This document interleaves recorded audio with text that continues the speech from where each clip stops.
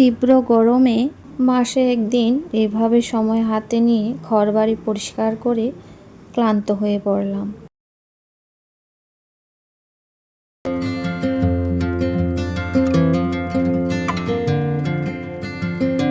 নমস্কার, শুভ সকাল সবাইকে। অনেক স্বাগত আমার পরিবারে। আমি পিঙ্কি ত্রিপুরা থেকে বলছি। আশা করছি সবাই খুব ভালো আছেন, সুস্থ আছেন। আমিও ভালো আছি, তাই আজকে আবারও চলে এলাম নতুন আরেকটি ব্লগের সাথে। ঠাকুরঘর থেকে শুরু করলাম। তো সকালে সমস্ত কাজ হয়েছে, এখন স্নান করে ঠাকুর সেবাটা দিয়েছি। তারপর এখানে কিছুটা কালকের আটা মাখা ছিল, রুটি বানিয়েছি, আর সাথে হচ্ছে একটু ঘুগনি করে নিয়েছি পনির আর আলু দিয়ে। তো কিছুটা পনির ছিল আর সাথে আলু একটা দিয়েছিলাম, আর সাথে কিন্তু চা করে নিয়েছি। তো তারপর খাওয়া দাওয়া করে বাসন কুসন ধুয়ে ওইদিকে রান্নাঘরে সমস্ত কিছু রেখে এসেছি।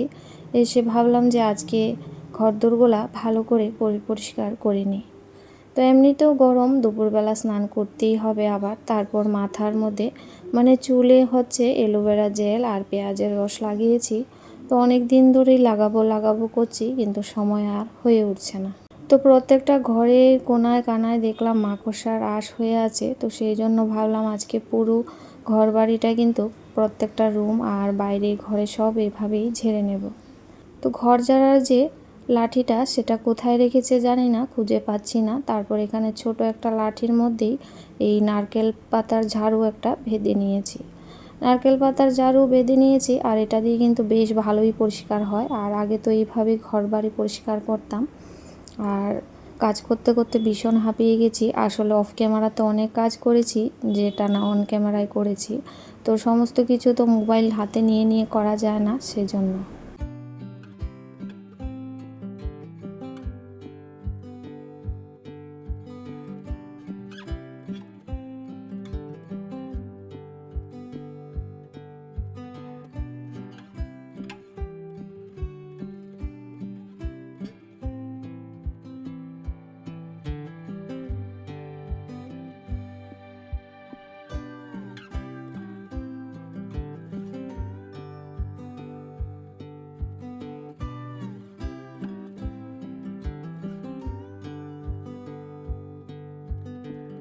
আসলে এই সব কাজগুলো তো সবসময় করা যায় না, আর মাঝে মধ্যে করলে ঘরবাড়ি ভালোই পরিষ্কার হয়। প্রতিদিন পরিষ্কার করার পরও কিন্তু এতটা নোংরা বের হয় ঘর দূর থেকে।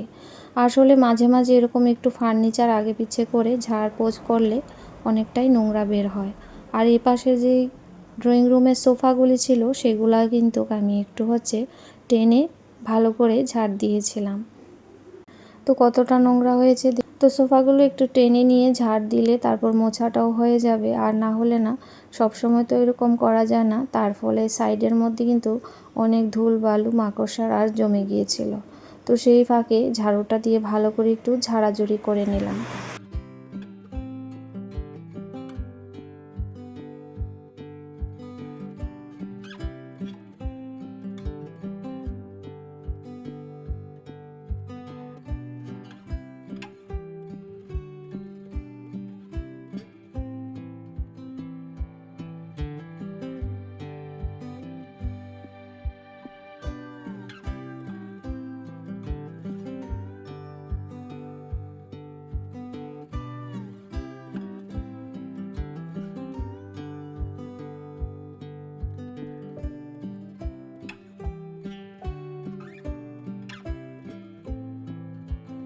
আসলে এই সময় রাত্রিবেলা লাইট জ্বালানো থাকে, আর ঘরের মধ্যে না যে লাইটের চারপাশে অনেক পোকামাকড় ঘুরে বেড়ায়, তার ফলে মাকড়সার আঁশও হয়।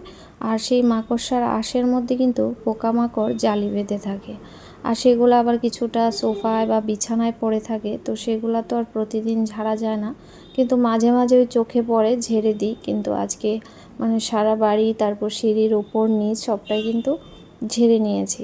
আর এই কাজগুলো করতে করতে প্রচুর ক্লান্ত হয়ে গিয়েছিলাম, যেহেতু প্রচুর গরমও পড়েছিল আজকে।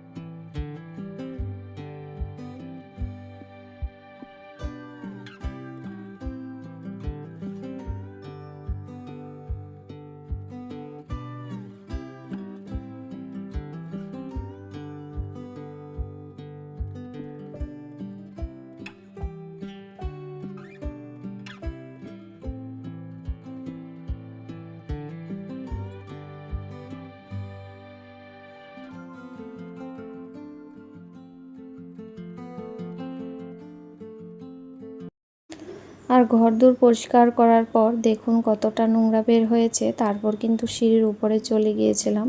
ওইদিকে সিঁড়িটা ভালো করে পরিষ্কার করে ঝাড়াঝুড়ি করে জুতোর র্যাকটা ছিল, তো এইগুলো সমস্ত সরিয়ে পরিষ্কার করে তারপরে এই যে ঘরে আসলাম। তো মাঝে মাঝে এইভাবেই যে সাইডের মানে ওয়ালগুলা থাকে সেই পাশে কিন্তু দেখুন কতটা নোংরা, জানি না বুঝতে পারছেন, এরকম হয়ে থাকে। তারপর আমি কিন্তু এই মাঝে মাঝে স্টিল উল বা স্কচ বা সাবান লাগিয়ে পরিষ্কার করে নিই। তার ফলে কিন্তু একদম নতুন চকচকে হয়ে যায় টাইলসগুলা। আর যতই প্রতিদিন মুছি না কেন মাঝে মধ্যে কিন্তু এইরকম পরিষ্কার করতেই হয়।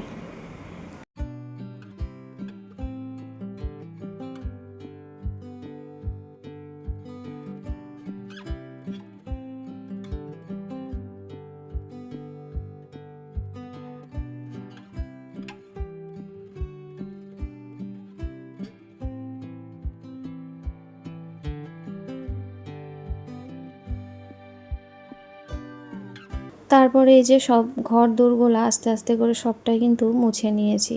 মুছে তারপর হচ্ছে স্নান ধান করে নিয়েছি।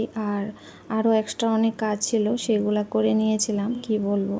তো যাই হোক, তারপর এদিকে রান্না বসিয়েছি, তো ভাতটা এখানে বসালাম। তারপর হচ্ছে এখানে মাছ রান্না করব, মাছ টমেটো পেঁয়াজ দিয়ে করব, আর সাথে মাছের ডিম ভাজি করব একটু সাথে, আর বরবটিটা শীতল দিয়ে রান্না করব, মানে সেদ্ধ করে সবজি। আর সাথে কিন্তু কালকের ডাল রয়েছে, সেজন্য আর ডালটা রান্না করতে হবে না।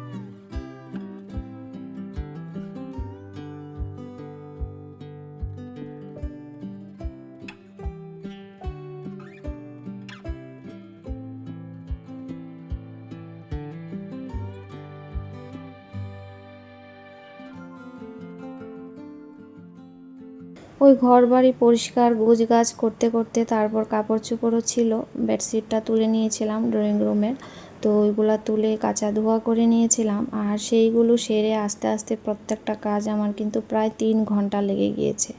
আর এই 3 ঘন্টার কাজ কিন্তু একটা 10 মিনিটের ভিডিওর মধ্যে তুলে ধরা যায় না সমস্তটাই। তো যাই হোক, আমার ডেইলি লাইফস্টাইল ব্লগ আপনাদের সাথে শেয়ার করি। আর যারা এখনও পর্যন্ত চ্যানেলটিকে সাবস্ক্রাইব করেনি, প্লিজ চ্যানেলটিকে সাবস্ক্রাইব করে একটা লাইক করে দেবেন। আর প্রত্যেকের ভালোবাসা আমাকে কিন্তু এইভাবে উৎসাহিত করে। তো যাই হোক, তারপরে এখানে কিন্তু মাছের ঝোলটা ফুটে উঠেছে, এখন কিন্তু মাছটা দিয়ে দেব।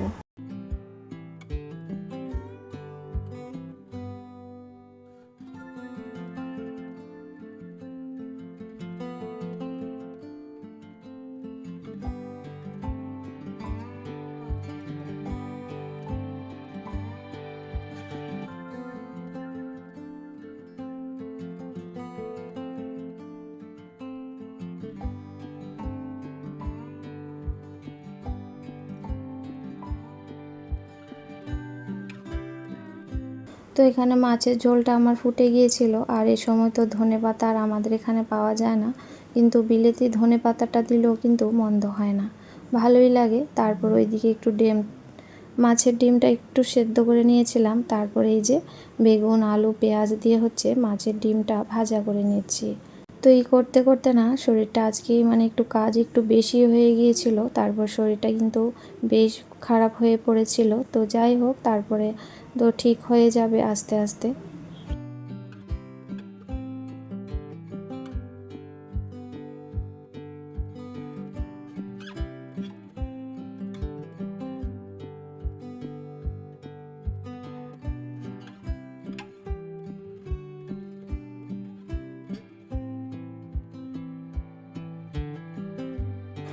তো তারপর কোনো রকম রান্নাটা করে রান্নাঘরে বাসন কুসন সমস্ত কিছু ধুয়ে মুছে খাবারটা খেয়ে শুয়ে পড়েছিলাম। তো সেই জন্য না আর কোনো রকম ভিডিও করতে পারিনি, আর ভালোও লাগছিল না। তো যাই হোক প্রিয় বন্ধুরা, আজকের মতো ভিডিওটি এখানে শেষ করছি। সবাই খুব ভালো থাকবেন, সুস্থ থাকবেন, এভাবেই সাথে থাকবেন।